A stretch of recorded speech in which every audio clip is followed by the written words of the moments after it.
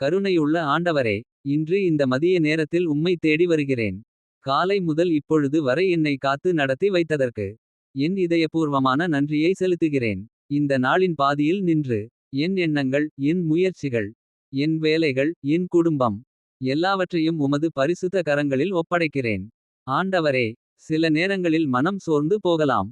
பணிச்சுமை அதிகமாகலாம். நான் தளர்ச்சி அடைந்தாலும். உமது அருள் எனக்கு புது பலம் கொடுக்கட்டும். இப்போது இந்த நேரத்தில். உமது சமாதானம் என் உள்ளத்தில் நிறைந்திடச் செய்க. உமது ஞானம் எனது முடிவுகளை நடத்துக. உமது ஒளி என் பாதையை விளக்குக. நான் பேசும் வார்த்தைகளில் இனிமை இருக்கும் வகையில் ஆசீர்வதிக்கவும்.